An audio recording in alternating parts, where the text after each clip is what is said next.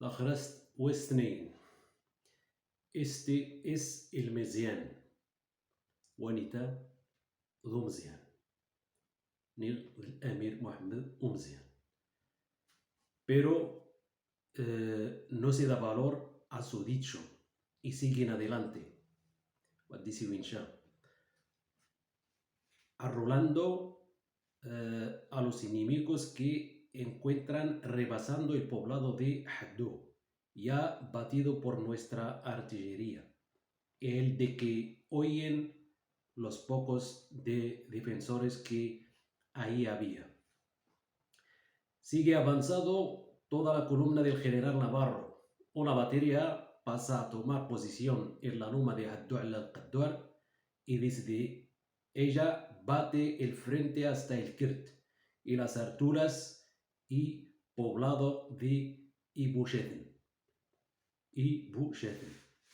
donde se defienden los enemigos, que son atacados por el batallón de Talavera. Minutos después, toda la columna se encuentra ocupando posiciones a la altura de la loma donde la batería se dispone a fortificarse.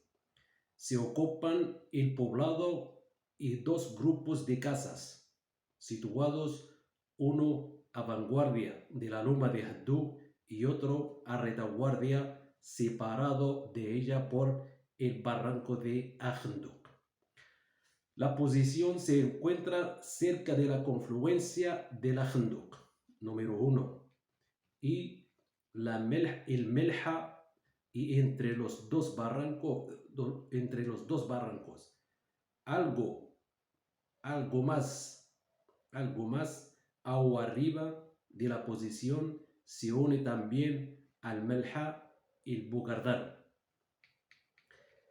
El general Moltó, llevando en vanguardia las fuerzas regulares indígenas a pie, se concentró a las 5 de la mañana al pie de Im'arufen, marchando por el Morabito de Sidi Boumdien hacia el arroyo Agenduk. Casi desde el momento de salir de sus posiciones, ya empeñó combate y combatiendo descendió el curso del arroyo Agenduk. La batería de Tahdra, ya la de montaña que llevaba cañonearon la vertiente sur, donde grupos numerosos lo disputaban el paso. Una compañía de San Fernando, al ir a pasar un barranco, recibe nutrido fuego, que desde la otra orilla lo hace un grupo de enemigos oculto en un repliegue del terreno. Los infantes se arrojan sobre ello a la bayoneta y dan muerte a los 12 que componían el grupo, recogiéndoles los fusiles y las cananas llenas de municiones. Vencidas estas primeras resistencias, el enemigo empezó a retirarse delante de la columna, que continuó avanzando en dirección de las lomas de Ibushethen, dejando a su izquierda la de Haddou, a donde en aquel momento llegaban las primeras fuerzas de la columna Navarro.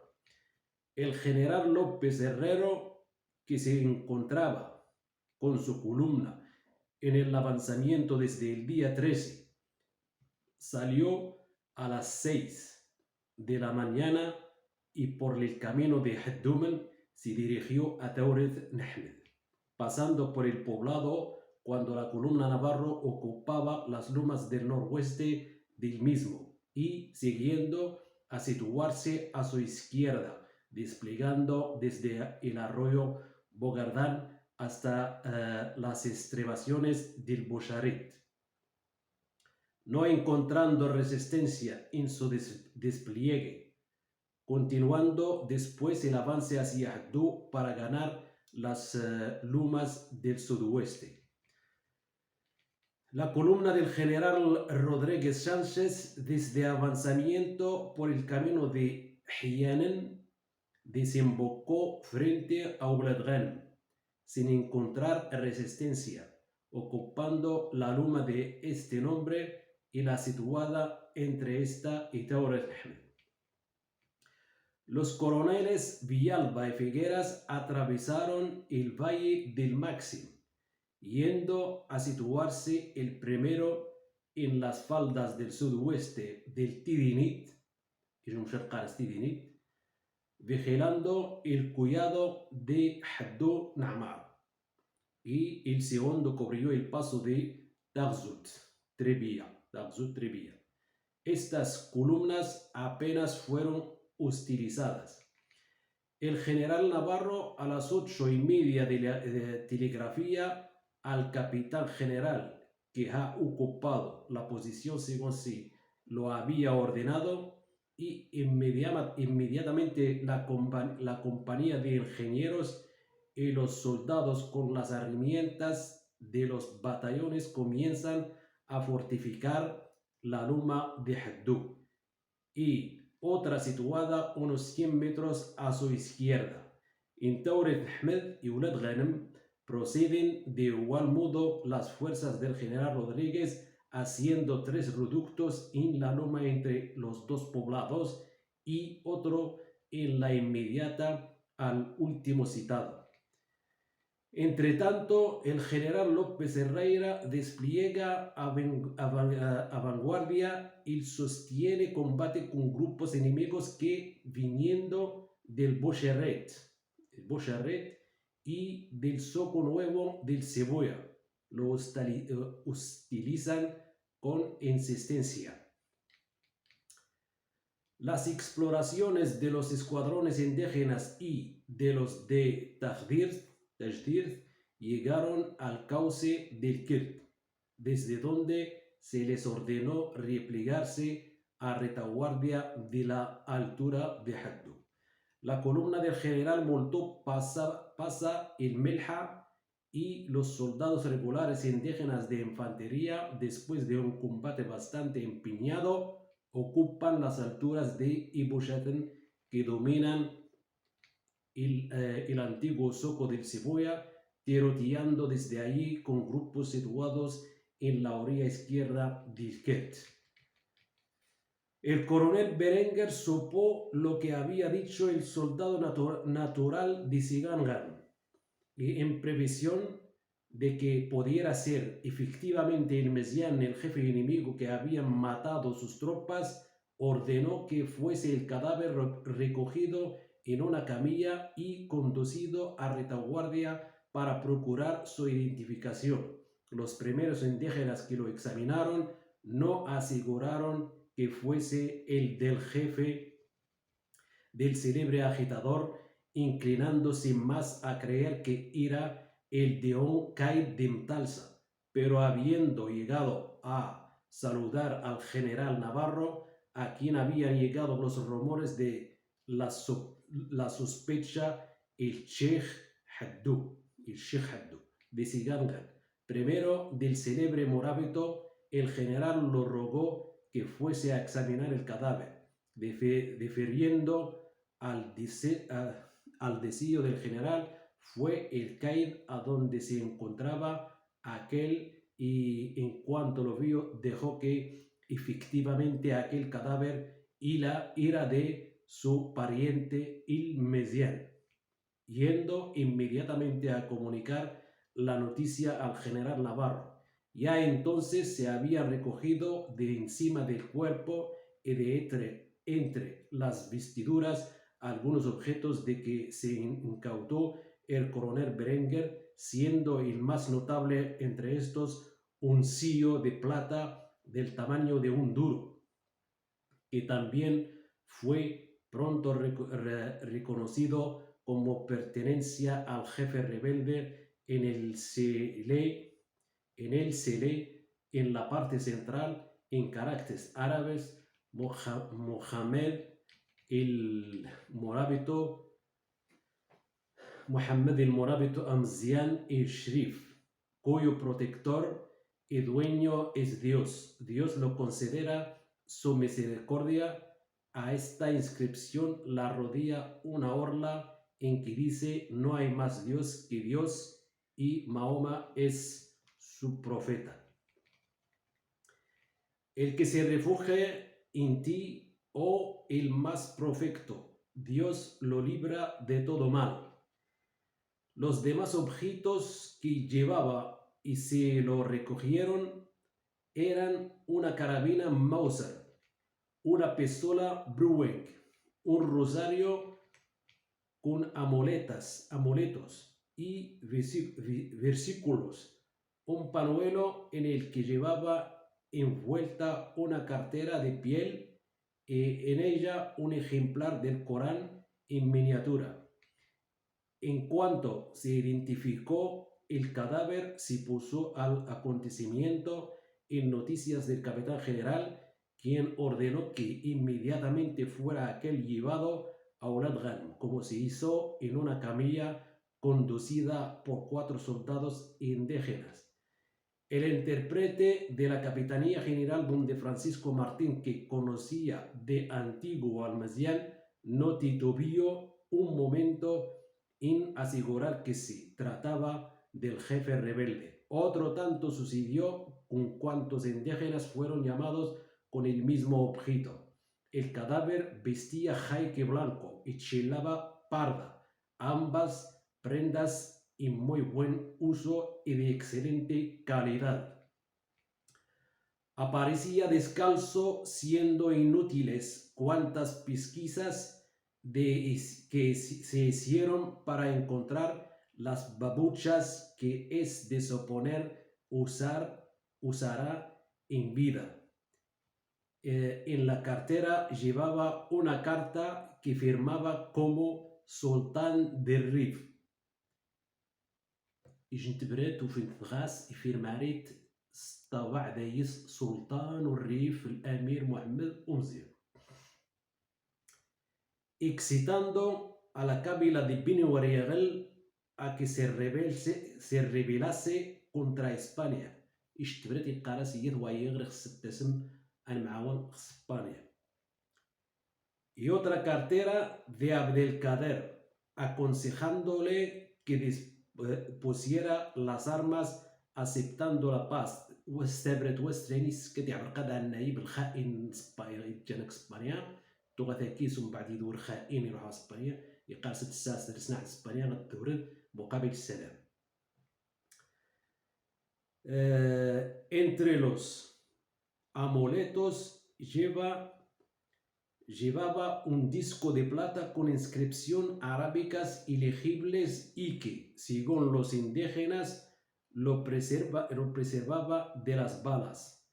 Según las referencias que se recogieron posteriormente, parece que la noche del 14 pernoctaron en el poblado de Oulad Ghanem los jefes principales de la jarca enemiga, el Mezián, el Hajj Amar y Burhay, jefe de la cábila de Mtalsa. Sus confidentes les avisaron que al amanecer nos poníamos los españoles en movimiento hacia el Kert y calcularon que hasta las 10 no llegaríamos a Oulad Ghanem, por lo cual se dirigieron a Tauret Ahmed, pero al llegar cerca se encontraron con que la caballería explotadora del general Navarro ya había rebasado este poblado. Entonces, asusando los caballos y seguidos por 8 o 10 jinetes, se metieron en el barranco Ajenduk, dirigiéndose por él a ganar el Soco de Cebolla. Y cuando huían por el barranco, se les echaron encima las fuerzas regulares indígenas. Viéndose perdidos, se arriesgó el Mazián a salir del barranco para arrengar a los soldados indígenas, jugándose el todo por el todo, y acaso fiando en que su prestigio religioso serviría para conseguir que estos hicieran defección, y en aquella empresa halló la muerte con casi todos sus acompañantes, el Hajj Amar y Borjail, llegaron por los barrancos al suco de Cebolla, dando la noticia de la muerte del morabito. Esta noticia corrió enseguida por el campo enemigo, produciendo gran consternación entre los más fanáticos. Y aunque el Hajj Amar tomó el mando, no pudo evitarse el desconcierto en la Jarca, que quedó por el pronto sin jefe. Cette foto el cadáver del Mesián fue levantado y colocado en una camilla en los primeros momentos por los soldados del batallón de Cataluña: Vicente Mefsot, José Díaz, Antonio Huertas, Antonio Vera, Antonio Granco, Fernando Gutiérrez, Luis Guerrero, Francisco Castillo, Miguel Mirquida y Rafael Saiz, al mando del cabo Diego Curral Moriana. A las 2 de la tarde se hallaban todas las nuevas posiciones bastante fortificadas para bastarse a sí mismas en caso de ser atacadas durante la noche, como se suponía, y comunicado al capitán general, este dispuso empezará el repliegue. El foto es don José Acame, capitán del batallón de Cataluña, muerto en el combate de 13 de mayo. La columna del general Navarro construyó un ligero reducto en la meseta de Haddou, donde se emplazaron las dos baterías y el batallón de Ciudad Rodrigo, y en otro pequeño reducto en la loma de la izquierda se estableció una guardia de un oficial con 40 hombres y una ametralladora. En el poblado de Haddou se instaló el cuartel general con 2 compañías de Talavera y 2 ametralladoras colocadas en las azoteas.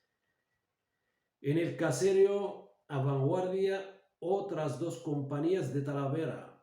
En el de la orilla derecha de la Haddou quedaron las 2 compañías de Tarifa y un grupo de ametralladoras. A retaguardia de la loma de Haddou, pero en la orilla izquierda del Haddou vivaquearon los batallones de Cataluña que había llegado en el momento de ocupar la posición, y de Chiclana, poniendo cada una gran guardia de una compañía agua arriba y agua abajo, respectivamente, de sus vivas, vigilando los accesos por el barranco. En la posición de Tauret Ahmed se construyeron 2 reductos guarnecidos por un batallón del regimiento de Guadalajara, una batería del regimiento mixto de artillería de Melilla y una compañía del 7º regimiento mixto de ingenieros, quedando la batería en el reducto más inmediato al poblado. En la posición de Oulad Ghanem quedaron 2 compañías del regimiento de Guadalajara y otra batería del regimiento mixto. El general Rodrigo Sánchez, con su cuartel general, que quedó acampado en la posición de Tauret Ahmed. A las 9 de la mañana habían llegado los convoys conduciendo tiendas de campaña y demás material de campamento, de manera que aquella misma tarde quedaron montados y por la noche las tropas durmieron a cubierto. A las 12:30 empieza el repliegue de las columnas López Herrero y Moltó. Al percatarse del enemigo de la retirada de estas fuerzas, cree que el repliegue es general y en grandes grupos pasa el Kirt. las baterías del Hacha y de Tehdra, que han cooperado eficazmente al avance y a las ocupaciones, truenan. Todas las baterías de montaña abren nutrífero fuego sobre infantes y jinetes que invaden la parte comprendida entre el Kert y el Melha. Las granadas producen verdaderos estragos en aquella avalancha de rifeños que consideran llegado el momento de su desquite, pero sufren otra nueva decepción. El general Navarro, con su fuerte columna, el regimiento de Guadalajara, permanecen en las nuevas posiciones. Era cosa que no contaban.